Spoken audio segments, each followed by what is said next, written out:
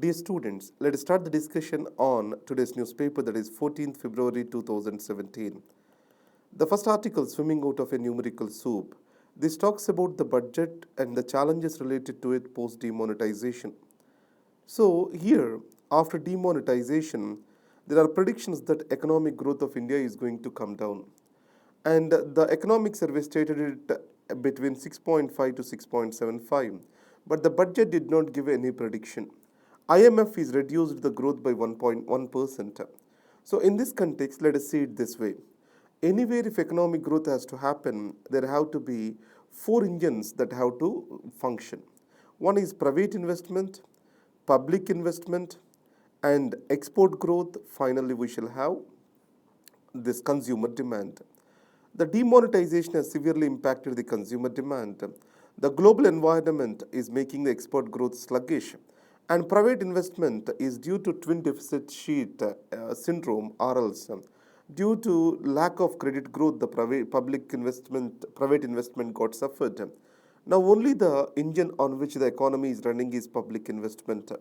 So in this context, danger signs are before the country. So remonetization is said to be happening, but by all prediction, it can happen only by June.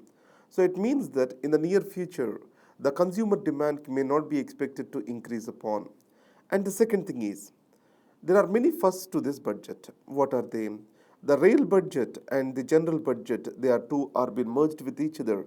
Or one way, rail budget got merged with the general budget. And if you carefully observe, there are no new trains or tracks are announced in this rail budget. Only the safety fund was been created. And second, the budget preparation and presentation also moved forward. Now on the 1st of the February, the budget is being presented.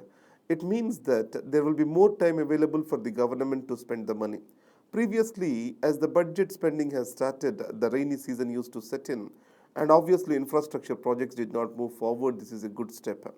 And added to that, with regard to indirect taxes, the GST Council is being constituted. It means more and more decisions related to it will be taken by the GST Council.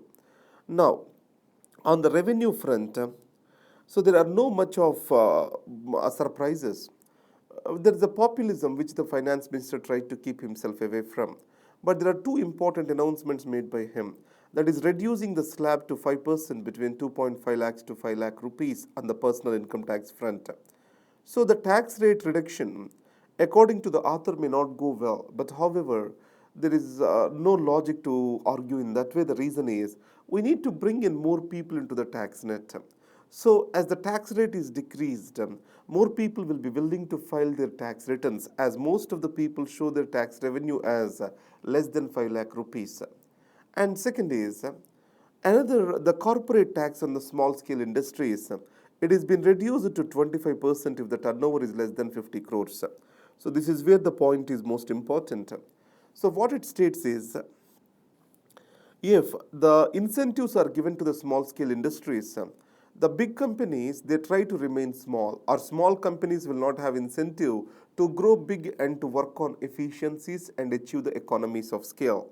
So instead of this, the company shall be provided an environment to grow big. That is what is the author talks about.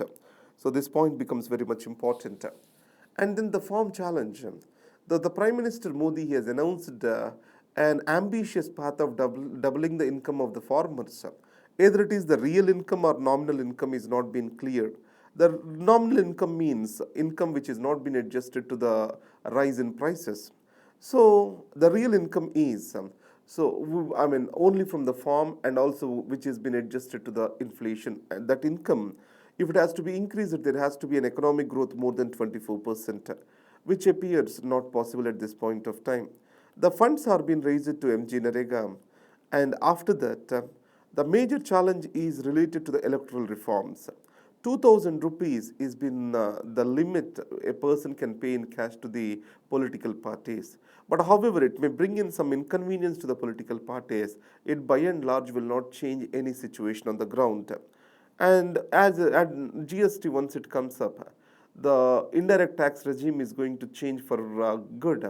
But however, multiple tax slabs in the GST is a challenge that still remains. So this is what is the central article talks about. So let's get into the North Korea issue. So the North Korea lobs a missile challenge.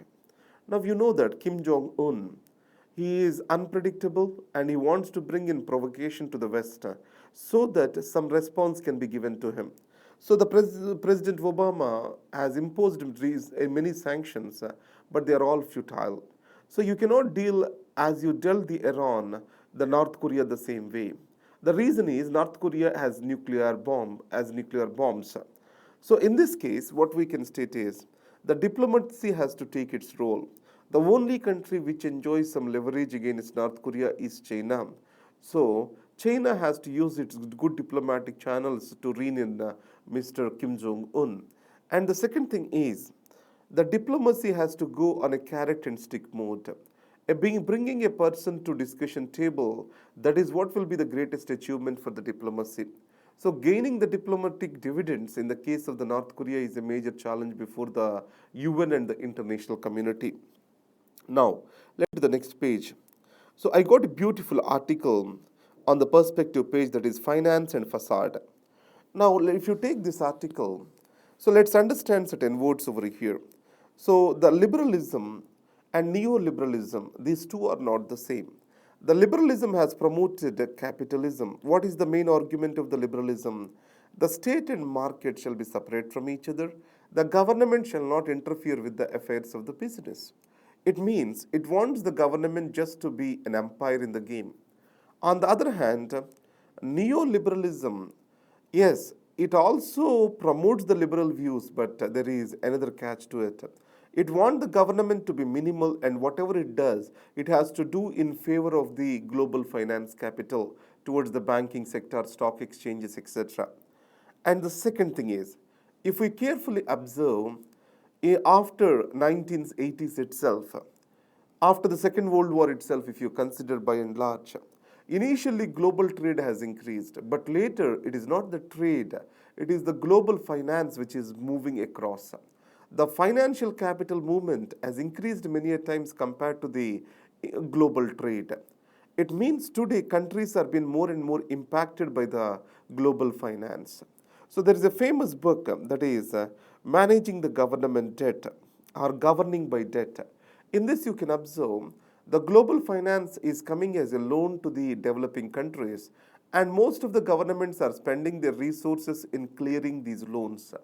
And second is the movement of the global financial capital is controlling the governments across the world, and governments have little control on this finance capital. So that is the reason why the governments wants to show certain things which are imminent dangers to the country, and they cannot point it out towards the global capital which is invisible. That is the reason why they are more and more talking about immigrants are the reason for the loss of the jobs. More than that, it is the global capital. So this global capital can be stated as killing the industrial capital and also killing the social capital. The social capital, it means the trust and confidence between different kinds of the people. And the industrial capital, it means the money that is moving into production of the goods and services. Both the industrial and the social capital are getting affected because of this situation. This is what is the perspective page talks about. And then there is in the hands of the rebels, this is a political article, we don't need to talk about that. The next page is the news page. The most important article is Jairam Ram takes money bill road to the Supreme Court. Here two issues. Article 110 clearly talks about the money bill. And in this, one of the condition is any withdrawal of the money from the Consolidated Fund of India shall also be considered as money bill. But it is subjected to two other provisions. So, the final authority with regard to the money bill is the Speaker of Lok Sabha. And a bill is passed as a money bill, then obviously the powers of Lok Sabha will dominate Rajya Sabha. As the present government has no majority in the case of Rajya Sabha, it is looking for the help of money bill to get its bills passed. The other bill, though it is an ordinary bill, it is more passed as a money bill, and the amendments suggested by Rajya Sabha are not being considered. The matter was taken to the Supreme Court. Now, Supreme Court, can it consider its matter or not, this matter or not? It means that if the separation of the powers kicks in, The Supreme Court shall not interfere with the legislative processes and procedures. But however, Supreme Court, as the final interpreter of the Constitution, has a right to interpret Article 110 and the powers of the Speaker in the context of the Article 110 of the Constitution. And let's get into the next answer. That is the front page. So here, the Anil Ambani firm to service over 100 US Navy ships. You know that India and United States has signed one of the foundational agreement, that is Logistics Exchange Memorandum of Agreement. According to this, India can service and provide the logistical facilities to the US warships. So, an agreement is reached between the Reliance Anil Ambani's company, that is Reliance Defense and Engineering, and the US Navy, that is what is called the Master Ship Repair Agreement. According to this, 100 US Navy ships can get access to this port and they can get it repaired with them. So this is an important development after the Libova. And Justice Karnan fails to show up in Supreme Court. I will not be discussing this issue today, but when the things come up and once this matter gets settled, how the Supreme Court is going to deal with this, then we are going to talk about Judicial Code of Conduct and Judicial Discipline. The Supreme Court verdict in Jaya Assets case today. So you know that the case, I'll just give you a brief about this. We need to study it from the Representation of People's Act dimension and Article 164 subclause 4 dimension. According to this, any person who has been convicted of corruption, they will be disqualified to contest the elections for the time of conviction plus 6 years. And Article 164 subclause 4, what it states is, any person who has got the support of the legislative members can become a chief minister, but he shall be a member of the legislative assembly. If he is not, he could have get elected within 6 months. But however, one cannot take the 6 months provision as a right. So it is to provide a restriction. It is not an enabling provision. That is what is the Supreme Court has cleared. So from this, governor can interpret that. So if she do not have a chance to get elected within the next 6 months, if she has been disqualified for that purpose through the Supreme Court judgment, then he has every reason to delay his judgment to invite Ms. Sasikala to form the government. So in this context, Article 164 subclause 4, you need to understand. And Representation of People's Act, you need to understand. These are the important articles. As usual, I have posted you the notes. And repeatedly, students are asking for where this notes is posted. It is lax.in/civils-prep. And again, please revise your diary of events. That's my request. Because we are going to write the mains answers and we are going to link them with the current affairs so that our answer and quality will get enriched. So whenever we close the conclusion, we have to close it in orientation with the current affairs. So we are going to align those diary of events with our syllabus, which helps us to keep in track with regard to our answer writing. Thank you very much and all the best.